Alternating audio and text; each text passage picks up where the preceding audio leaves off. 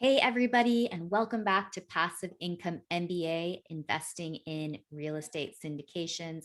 Today, I'm so happy to have my friend Todd Sulzinger on. Todd, thanks for being on. Oh, Suja, it's great to be here with you. Awesome. Well, everybody, Todd is a former Silicon Valley finance executive turned real estate investor with a focus on the growing niche of mobile home park investing. His company, Blue Elm Investments, has built the expertise to turn neglected mobile home parks into vibrant communities, increasing the availability of safe, clean, and affordable housing for their residents, while offering their investors a strategic way to diversify their portfolios. Todd is also co-author of Success Habits of Super Achievers, a #1 Amazon bestseller with secrets, tips, and inspiration to accelerate your success. Todd, so great to have you on. Why don't you take us back in time and give the listeners a little bit of color, a brief overview of where you started in the real estate space, why you started, and how you got to where you are? Yeah, absolutely. Well, I kind of took a typical path that many of us take, just going to school, getting a degree, getting out and finding a W-2 job. And I live in the San Francisco Bay Area. So after I graduated from San Jose State, I started working for a networking hardware company with these, super cheap stock options with this dream of, oh, this company is going to go public and I'm going to make millions. And that does happen for some people in Silicon Valley, but so much of it is luck and timing. And ended up working for a couple different companies, some that went public, a few of them that were absolute can't misses that ended up either being acquired or just going out of business, and layoffs, restructuring, and just a lot of things that just create a lot of uncertainty from a professional standpoint. So I worked for quite a few good Silicon Valley companies over a 20 plus year period. And during that time, though, I started to research real estate. I, met a few people that were investing in real estate, and that was just totally outside anything that I had ever thought of before. Started listening to a lot of podcasts and educated myself about real estate, and also went down a path that I think a lot of early real estate investors do. Is I started buying single family homes, and I went to the Dallas Fort Worth market first and started buying some single family homes there with this idea of, oh, if I had enough single family homes, the income from those could replace my W-2 income. And, after a time, I realized that was going to be pretty difficult to do. And, for every home you buy, I'd have to come up with $25,000, $30,000 down. And it would take a long time to build up a big enough portfolio to really replace that income. And it was also around that time after I bought those houses that I learned about real estate syndication. And I went to the Real Estate Guys Secrets of Successful Syndication seminar, actually the first time back in 2015, with this idea that I could combine my corporate finance experience with my passion for real estate and help investors invest passively. And after that, I didn't do anything about it. Life got in the way, work was really busy, and didn't take action, actually jump in and start to work on syndications. I went back to that event back in 2018 and decided, okay, if I'm going to dive into this, like it's going to be now or never. So at that point in time, I cut back at my W-2 job to 4 days a week. So I was able to focus a day a week just looking at syndications, looking at deals, talking to brokers, talking to investors, and started my company, Blue Elm Investments, to put together syndications. Awesome. Yeah, that's quite the journey, what you went through in Silicon Valley and then deciding to switch to real estate. What would you say that sort of major attracting factors were, um, like from the viewpoint of working in Silicon Valley to real estate? Well, there's a lot of great things about being able to work in Silicon Valley, work with some good companies, worked with a lot of great people, got to travel all over the world. So there's definitely those benefits for sure, and having a steady paycheck, things like that come the comforts of having a W-2 job. The downsides to it were that in a finance role and kind of those administrative roles, I was at different companies that were either bought by bigger companies that didn't need to finance HR, IT departments. I was asked to relocate at one point in time. I was working for a great company, and they shifted where all their finance staff was going to be located. And I, at that point in time, didn't want to relocate. I'd been at other companies. I mentioned some of the one of the ones before that was a can't miss IPO that just ended up, downsizing and going out of business. So, over time, I just felt, less and less comfortable with, not having control of my own destiny, being in those roles. And I had looked into other ways maybe to, get outside of corporate finance. I looked into, different kinds of franchises and other businesses. And just over time, I just, I was just kind of pulled in the direction of real estate just because it's historical ability to build people's wealth over time, the ability to borrow money, just like so many things about all the benefits of real estate that drew me to that. And then kind of that combination with learning about syndication made me think, well, I can really build a business around this to, help people that I know that would like to get into real estate investing, but don't want to do the heavy lifting of looking for deals and raising money and managing properties and all those things. Awesome. Okay, so Todd, I know you're a mobile home park expert. Why don't you share with the listeners some of the things you love about this asset class? Yeah. Mobile home parks are really interesting. They're still kind of a niche investment, and they're growing a lot because more and more people are getting into that space now. As some of the other asset classes like single family homes and apartments, the cap rates are starting to compress and prices are increasing. And I had been following mobile home parks with a few different operators that I knew, and listening to a lot of podcasts. And the things that drew me to it were some of the things that, like, recession resistancy. They're historically resistant to recessions, in that there's typically always need for affordable housing, even if there's, in a typical recessionary environment where people might move from A-class apartments down to B-class and then down to C-class. If they, have a decreased income over time, there's typically really, a strength in the affordable housing space.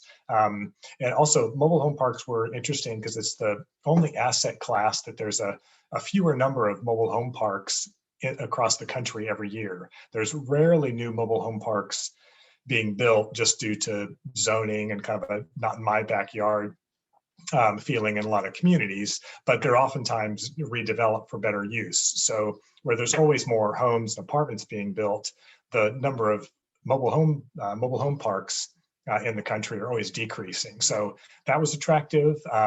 There's often opportunities for value add, because a lot of the parks are owned by people that have owned them for 20, 30, 40 years, that don't have the, maybe professionalism or expertise to really run the mobile home park as efficiently as they can, or may not have had the resource over time to invest in fixing up vacant homes, infilling vacant lots, or doing other improvements to the park. So there can be a lot of opportunities in the mobile home park business to go in and find a park, invest resources in the most effective way, and make it a better place for people to live and give a good return to investors. Yeah. Why don't you dive? I want to touch on something a little more, which is how these places can become nicer places to live for the people that are there. How have you seen that play out in your experience with mobile home parks? Like I had mentioned, a lot of times the owners just don't have the resources or the desire to really make their park nicer. I mean, it's not uncommon to find a park that is in okay shape, but might only be 50% occupied. And I know when I, on my mobile home park consulting business side, when I talk to potential clients about looking at parks that are for sale, they'll say, well, like, how could a park kind of get to this state and be neglected and only get down to 50% occupancy? But then when you look at the ownership, it's a lot of times they might be aging owners that have owned the park for a long time. So if you've got somebody who's 60, 65, 70, or even older, who's had the park for a long time, park might be paid for, so that there's no debt on the property. They might not have the energy or the wherewithal to either from their current resources or to take out additional debt on the property to you can like rehab the existing homes, maybe fix the roads, clean up the park, bring in new homes to fill vacant lots. So they might be sitting there thinking, okay, this 50% occupied property gets me the income I need. I'm fine here, but they don't have the resource to really clean the park up. So we've gone into parks and done things like fix the roads, just done a lot of general cleanup from a landscaping and maintenance standpoint. Some of the parks that we have, we own the homes themselves versus the tenants owning the homes. And they lean more towards the ones that the park owns. So sometimes with those, you've just got to go in, paint them, clean them up. A lot of times the skirting may have been damaged, so you can replace the skirting on the homes. So there's kind of some like general like beautification that you can do that oftentimes with someone who's owned the park for a long time, again, they just don't have the resources or the energy to go and do those kind of turnarounds. Awesome. Yeah, I think that's such an important consideration when doing mobile home park investing, is knowing that you can actually take a place that's maybe doesn't have as a homey of a feel, and improve the operations and turn it into a place that's like a much more enjoyable place for people to live, work, and play. And so great Yeah, work. and you do see that from a rent standpoint as well. Like we go into some parks where the rents might be pretty far below market, and a lot of it's because the rest of the park isn't attractive. So sometimes a value add play is to actually go in and do some of that cleanup, make the park look nicer in general. Because if there's a vacant home that's in disrepair or is dirty and hasn't been painted or cleaned up in a long time, somebody's not going to want to move into the house next to it. So some of it, so you can kind of clean up a lot of the houses, even if they're vacant, as you're in the process of remodeling those. It just makes the park more attractive and can command higher rents for those new residents that want to come live there. Yeah, for sure.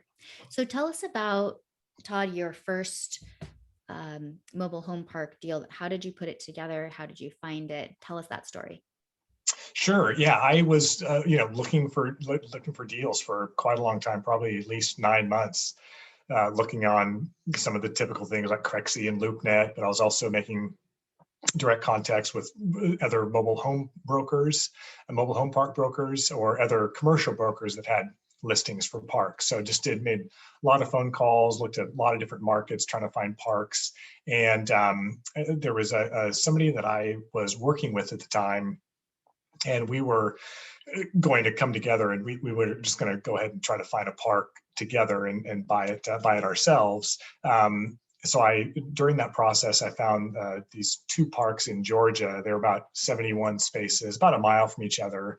A smaller market, but a strong market from a rental standpoint and kind of good economic diversity. And during that process, the partner I was working with found out that his equity partners weren't going to be able to bring in as much money to the deal as they thought.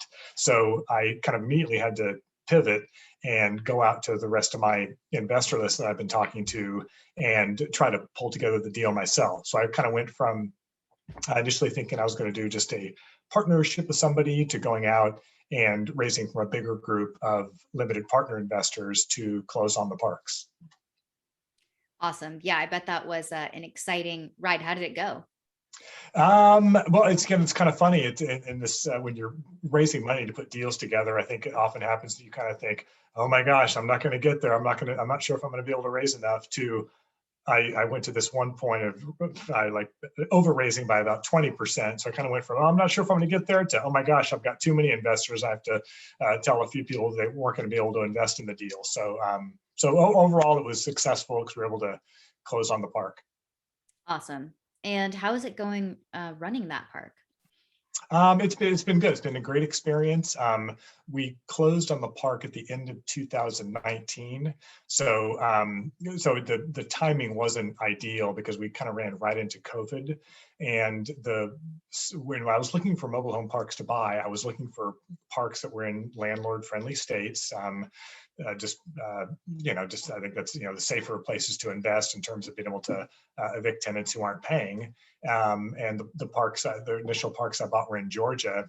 When COVID hit and the eviction moratorium was put into place, that kind of tied our hands in terms of being able to evict people. So there were a few people in our parks that were affected by COVID from a job loss standpoint. There were a handful of others that just took advantage of the situation, knowing they couldn't be evicted and decided not to pay.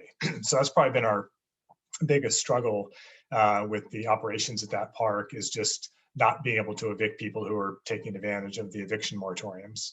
Hmm. And have you, what strategies have you had to employ to deal with that? The one kind of biggest thing we've done to try to mitigate those the costs related to that was finally there was a few government agencies that came out and said they would work with landlords and tenants to help people. So there was one in Georgia in particular that we started down the path of working with them to work with our tenants to be able to collect some of that back rent. So that's been, one kind of the main thing we've done to try to mitigate some of that cost. Other than that, you're really stuck. I mean, if you have a tenant that, for whether they're being honest about it or not, if they said that their job's been affected by COVID, they can't be evicted. So we're just trying to stay on top of local and federal eviction rules, just to make sure we can follow everything we need to follow and try to get people out if they're not paying. Yeah, for sure. Well, hopefully that will change over the next, several months. And yeah, good luck to you on that park. So you're a mobile home park consultant as well. What kinds of things do you look for and do you tell your clients to look for when you're looking to buy a mobile home park? Well, it really kind of starts with what the client's looking for, because in the mobile home park business, or maybe different than in apartments, there can be such a variety from a size and stability and return standpoint. We've got parks that I've helped people buy that are as low as $300,000 up to $3 or $4 million. And within those parks, some of those might have low occupancy versus a nearly full park. So it's really working with each client to try to figure out how much money do they want to invest kind of upfront, and then over time to stabilize and turn around the park, and then find out what if they're comfortable with parks that have park-owned homes or tenant-owned homes or some mix of the two, and then looking at each individual market and just trying to really work to match a park that kind of meets their investment goals. Okay. And are you usually working with individual investors in this capacity or groups of investors? It really runs the gamut. Yeah, I've worked with individuals, small partnerships, other larger mobile home park operators who are looking to expand their portfolios. So in the consulting role, a big variety of people call into the office that runs the gamut from family offices, hedge funds, mobile home park operators, or just individuals looking to get into the business. Awesome. All right. So before we hop off, I want to ask you, what advice would you have to someone who's interested in getting into the mobile home park niche? Well, I guess my advice would be to decide if you want to get in passively or actively through direct ownership. Passively is the easiest. In the syndications I put together, the limited partner investors, don't have to worry about anything from an operations standpoint. If somebody wanted to get more active in the business and had more funds they wanted to allocate to those, the consulting company I work for also takes care of turnarounds and property management. So it's probably as active as someone might be if they owned a single family home, but they had a property manager running it. You still have to make decisions about, how to spend money and allocate resources and make decisions about the park. So it really depends kind of from a diversification standpoint, if they wanted to, dive in and get some guidance and buy a park directly, or if they were really just interested more from a passive standpoint. Okay. Awesome. Well, Todd, it was really great. We learned a ton about mobile home parks and your journey from being a Silicon Valley finance executive into real estate. Very interesting stuff. Tell the listeners how they can get a hold of you and anything else you'd like to share. Sure. My company is called Blue Elm Investments. So my email is Todd, Todd, at Blue Elm Investments. I'd be happy to talk anytime. I love talking real estate and mobile home park business. So feel free to reach out. Awesome. All right, Todd, we'll see you next time. Thank you.